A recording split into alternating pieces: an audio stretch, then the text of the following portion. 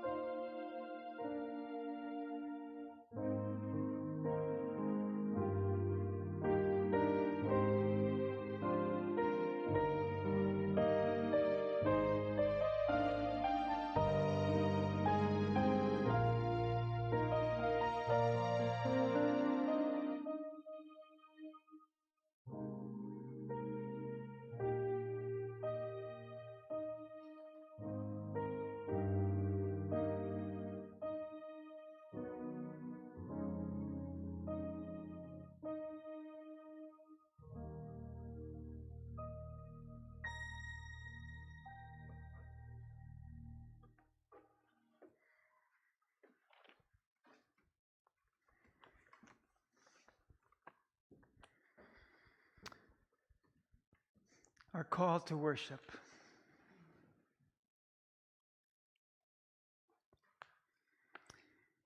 God is at work. Light pierces the darkness. Love calms fear. Joy tickles sadness. Hope lifts up despair. Peace disarms anger. Kindness dances around hostility. Music sings away troubles. God is at work. Rejoice. Our hymn, O God of love, O King of peace.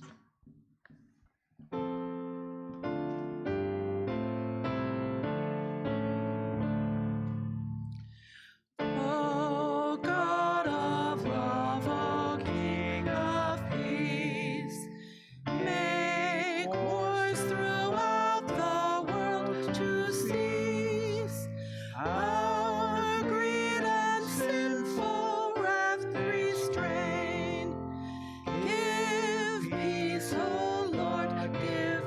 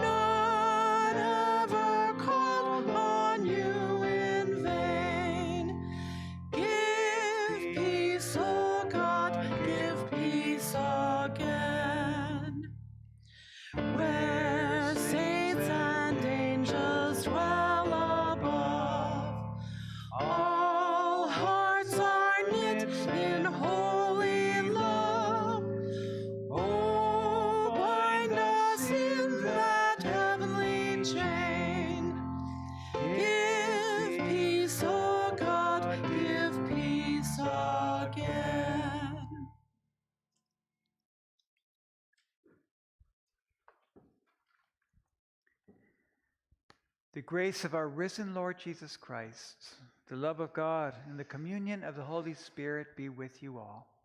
And also with you. O God, the protector of all who trust you, without you nothing is strong, nothing is holy. Embrace us with your mercy, that with you as our ruler and guide, we may live through what is temporary, without losing what is eternal. Through Jesus Christ, our Savior and Lord. Amen.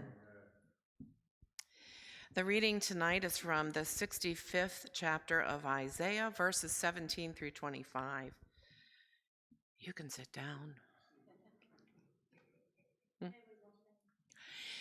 For I am about to create new heavens and a new earth. The former things shall not be remembered or come to mind. But be glad and rejoice forever in what I am creating. For I am about to create Jerusalem as a joy, and its people as a delight. I will rejoice in Jerusalem and delight in my people. No more shall the sound of weeping be heard in it, or the cry of distress. No more shall there be in it an infant that lives but a few days, or an old person who does not live out a lifetime. For one who dies at 100 years will be considered a youth, and one who falls short of 100 will be considered accursed. They shall build houses and inhabit them. They shall plant vineyards and eat their fruit. They shall not build and another inhabit it. They shall not build and another inhabit, for they shall not plant and another eat. For like the days of a tree shall the days of my people be, and my chosen shall long enjoy the work of their hands. They shall not labor in vain or bear children for calamity. For they shall be offspring blessed by the Lord, and their descendants as well. Before they call, I will answer. While they are yet speaking, I will hear. The wolf and the lamb shall feed together. The lion shall eat straw like the ox, but the serpent, its food shall be dust. They shall not hurt or destroy on all my holy mountain. Word of God, word of life.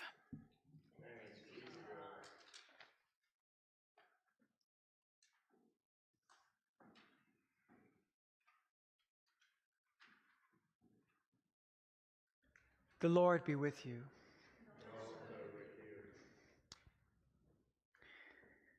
The reading, especially the first verses, for I'm about to create new heavens and a new earth. Former things shall not be remembered. Brought to my mind the things that I tried to repair that just wouldn't repair. Kathy and I just, in the first years of our marriage, we lived in this beautiful, beautiful area, but the roads were rough.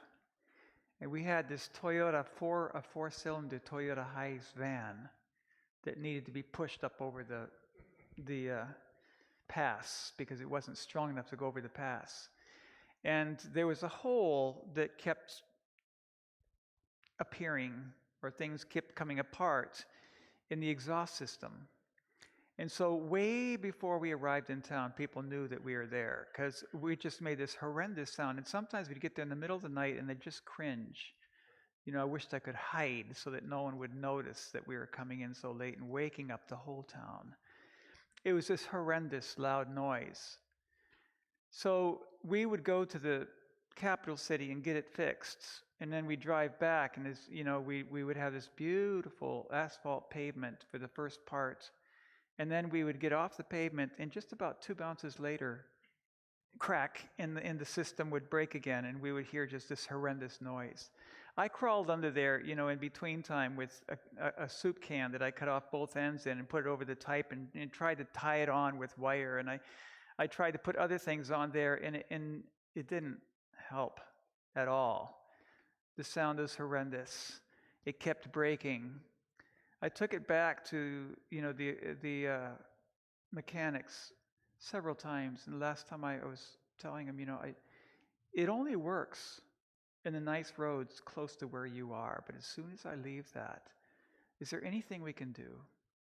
So he replaced the system, and he replaced all of the cushions that hold it in place so that it could take the rough bouncing without, it could absorb the impact of the rough roads without breaking. It wasn't tight and rigid and ungiving. And I was thinking about this with God creating new heavens and a new earth. And I'm happy to put that in God's hands after trying to fix that car myself. And I think about all of the rough roads of life that we travel and the need for some kind of way to absorb the pain. And this, what God is going to do, is something new. It's not makeshift. It's something that comes into what is broken and hurt, and it transforms it and brings life to it. Kathy and I had 2 cars that were both breaking down at the same time, and our monthly bill was very, very high. And so both of them neither of them could be nursed along very much farther, and we didn't have money for a new old car. She says, what if we get an electric car and we wouldn't have to pay for the maintenance? And the idea of getting a new car was something that I thought I would never have in my whole life. I always thought I would be, getting something with, you could see through the hole on the floor, or you could be, there's always something to fix on it. And we get this new car, and we don't have to pay maintenance on it. And it costs us $3 to charge up each month, $3 a month. It's pretty nice. But I've thought about, this longing for a new heaven and a new earth. And, the exhaust pipe is not very significant next to some of the other things that we experience in life. I think about this passage, a new heaven and a new earth.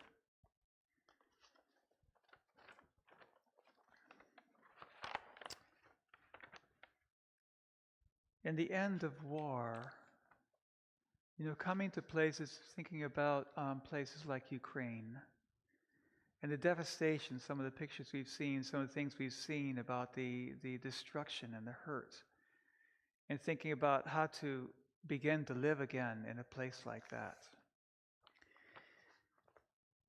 Jerusalem was destroyed, the temple was left rubble.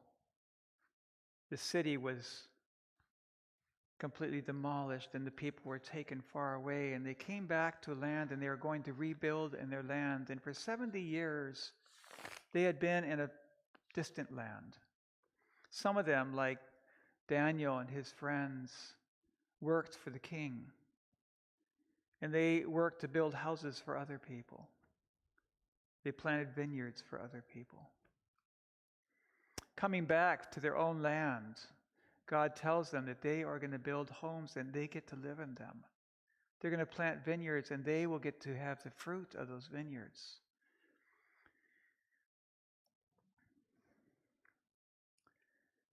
I've heard young people today talk about not wanting to bring children into this world.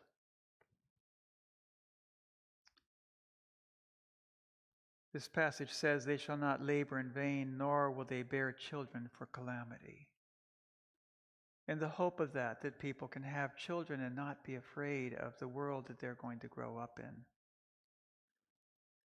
This is a passage of hope that's written to people who lost their homes, were scattered and taken to a long, far distant land, and after 70 years, got to return to their land, got to return to their own place, to their own earth.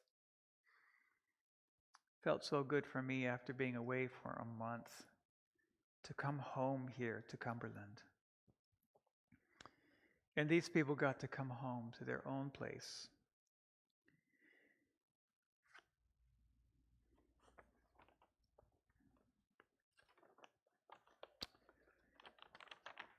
The former things shall not be remembered. this new creation, this new heaven, this new earth, the former things will not be remembered or come to mind. And that for me is an expression that talks about longing. When we long for the things of the past, long for the days of the past. Or if the wounds of the past are strong and are interfering with the present. But there's healing that comes also in the wounds and the memories. Be glad and rejoice forever. Be glad in what I am creating. Jerusalem as a joy and people as a delight. And God is asking us in this passage to rejoice in what God is doing, to rejoice in the new creations, to rejoice in what God is up to. And for us, it's so easy to be focused on the things that are broken, the things that are hurting, the other things in this world. And God says, don't miss out on the good that I'm doing around in the creation that's happening. Sometimes these passages, we hear them and it seems unreal. We long for a land, a time, when we can be immune to the pain of the world around us.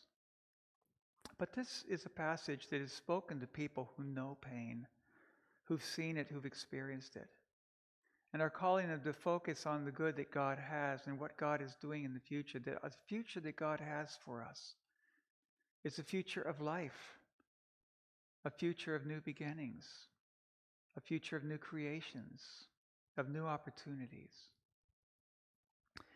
And I choose to believe that and hold on to that. We've come through elections, and the times are just full of all kinds of emotions. There's some conversations that I think, well, let's just leave this for now until after we get past this time. We still have the signs all around.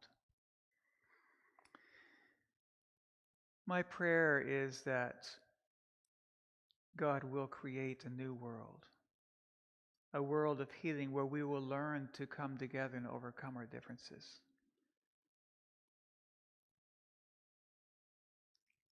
I think it's possible. Not without God, but with God. I think it's possible for there to be new discoveries because God is creating new things. God is at work. Light is piercing the darkness. Love calms fear. And how much fear is there spread in the times of politics, in elections? But to have the light of God cut through all those things and for us to focus on the light of God and to realize that that is a stronger source of hope. Hope lifts up despair. Peace disarms anger.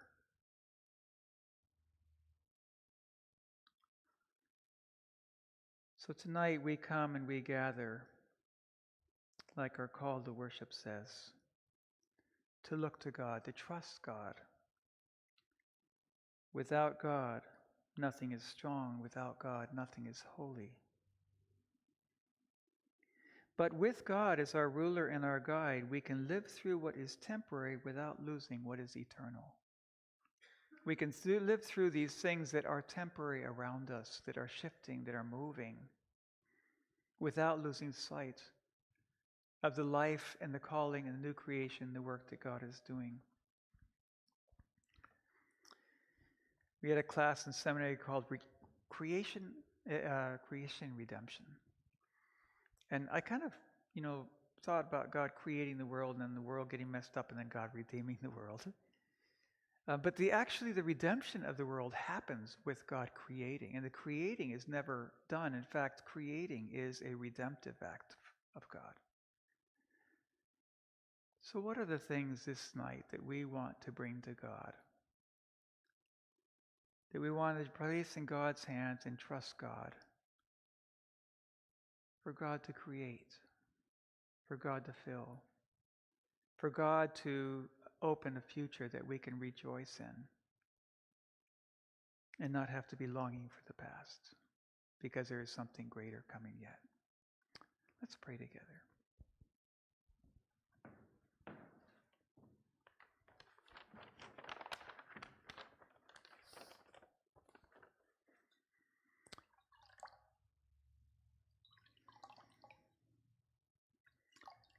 Oh Lord, you are at work, creating around us. I'd watch the volcano out the windows of our house erupting and think about earth being formed, new earth being created in front of my eyes. We see the rain come down and we see the little plants break through the earth. New creation is taking place. We have Ben come after growing up in this church and bringing his children here. And we see new creations and new works that you do that overcomes the despair, that brings hope to our world. We thank you, O Lord, that we can turn to you and that you bring new experiences into our lives, that where homes and lives and dreams and meaning have been lost, that you come to those places destroyed by war and call the people to return to their homes and give them the opportunity to rebuild with the promise that they will get to live and rejoice and see the fruits of your labor. Thank you, O Lord, that your hope is more powerful and beyond the destruction that we are capable of. Lord, in your mercy. This night, O Lord, we come to you with people who are dear to us. We come, O Lord, with the people who are in the path of the storm. Coming now, the hurricane, and we think of Deb's family. We think of the waves and the power of the wind. We ask, O Lord, that as they have already in Florida been struck this year, that you would watch over and care for them, that you would continue to provide new homes for those who had the damage in the last storm, that you do new creations for people who are facing loss. Lord, in your mercy.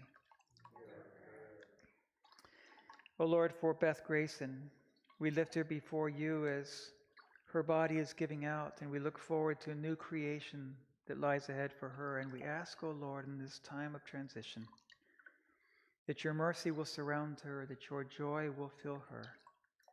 The division of what you are doing will overcome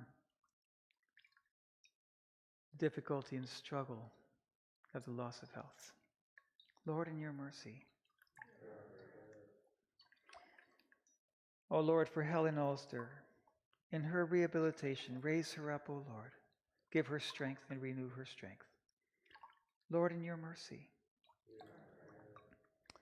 For Rick Michael, we think of him and commend him to your care with cancer that has spread. We thank you, O Lord, that you created us and you know us. We ask, O Lord, that you would care for him in ways that are beyond our ability to know and ask. Lord, in your mercy. For Robert, O Lord, with his foot and the pain that is sending up through his body. Comfort him, O Lord, and give him strength. And we ask, O Lord, for relief from the pain. We come to you, O Lord, for you are the great physician, the healer. And we ask that you would care for him and bring him health and relief from the pain. Lord, in your mercy. O Lord, we bring the three kitties to you, Pam and Deb, in joy, and the virus or whatever it is, it seems to be now affecting all their cats. Give them peace. Give them, O Lord, guidance in knowing how to care for your creation and care for these, your creation, O Lord, that you create and that you delight in. Protect them and give them health. Lord, in your mercy. O Lord, we pray, lift up the family of Bill Zapp. We commend them to your care, O Lord, and ask for Doris and her family for comfort and your consolation, the power of resurrection to come and surround them. We thank you, O Lord, that those we commend to you are in good care. We thank you for the hope that shines through the darkness. We are yours. Through Jesus we pray. Amen. The peace of the Lord be with you all. Come gather around for communion.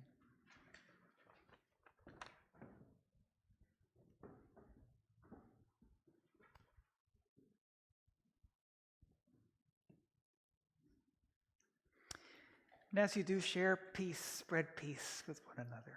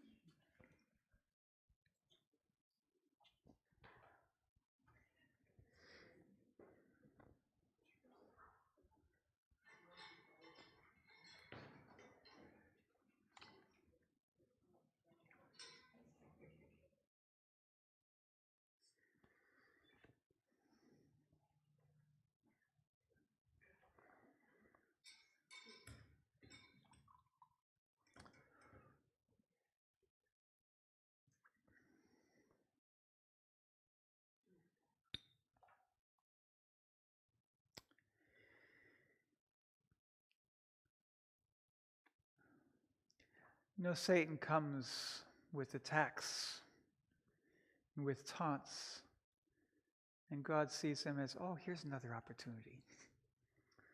Even in death of my father means that my sister gets to be with us this week. So she's home right now working on some things, but I get to see her. In the things that we face, there are new creations and new possibilities coming.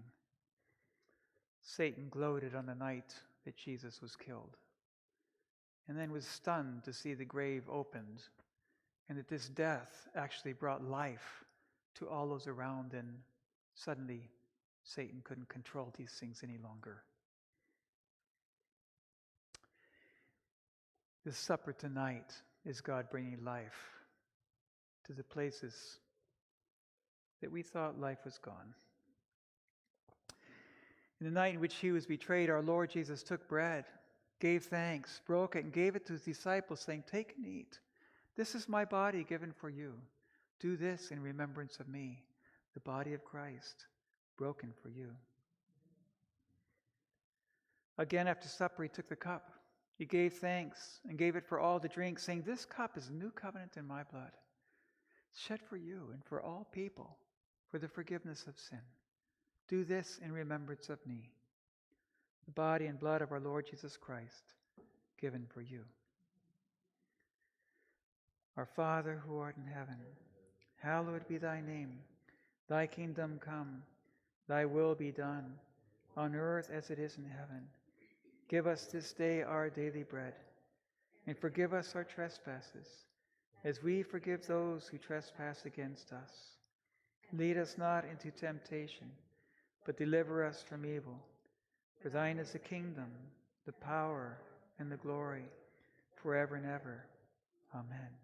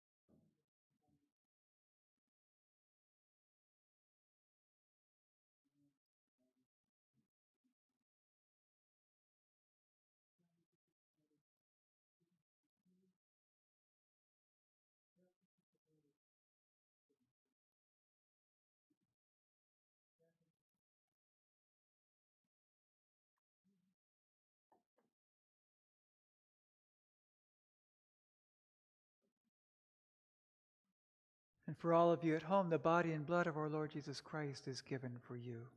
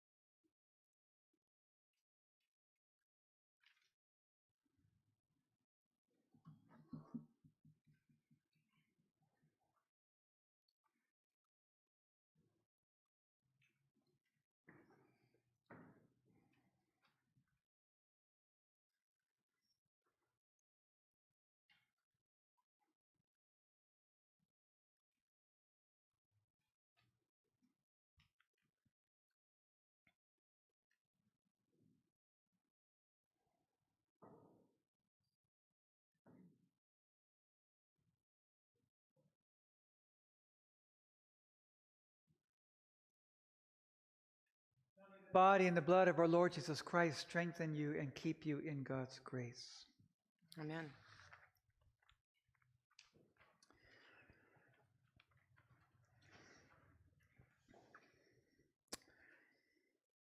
We've all gotten to see new creations. I wish I could take you on a hike through the jungle to see the new town that was born from the victims of earthquake. A beautiful place. It happens, and we're witnesses. The God of peace, who creates all things and calls them good, who makes us alive in Jesus, who breathes on us the spirit of hope, bless you now and forever. Amen. Canticle of the Turning.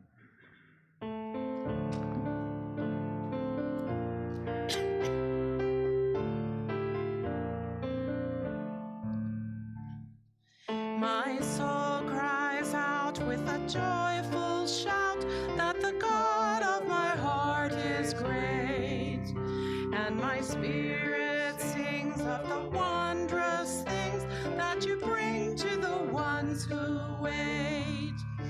You fixed your sight on your servant's plight, and my weakness you did not spurn. So from east to west shall my heart be blessed, could the world be about to turn. My heart shall sing of the day you bring, let the fires of your justice burn.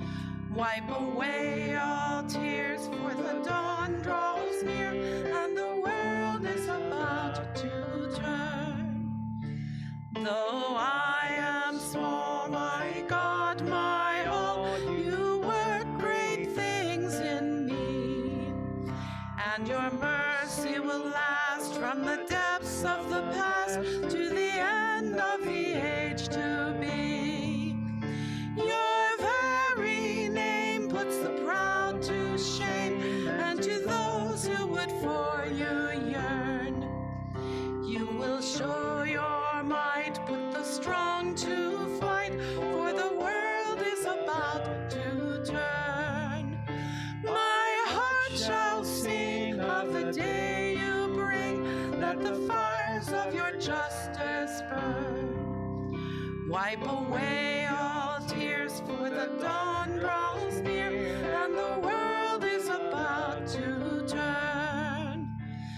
From halls of power to the fortress tower, not a strife will be left on stone.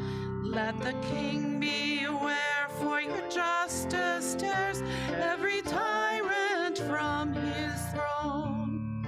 The hungry poor shall weep no more for the food they can never earn. There are tables spread, every mouth be fed, for the world is about to turn. My heart shall sing of the day you bring, fires of your justice burn. Wipe away all tears, for the dawn draws near, and the world is about to turn. Though the nations rage from age to age, we remember who holds us fast. God's mercy must deliver us from the conqueror's crushing grasp. This saving word that our forebears heard is the promise which holds us bound. Till the spear and rod be crushed by God, who is turning the world around.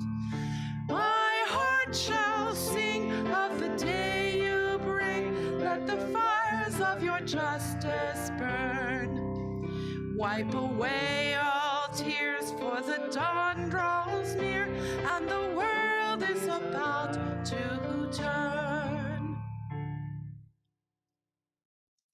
Go in peace. Be a blessing in the world. Thanks be to God.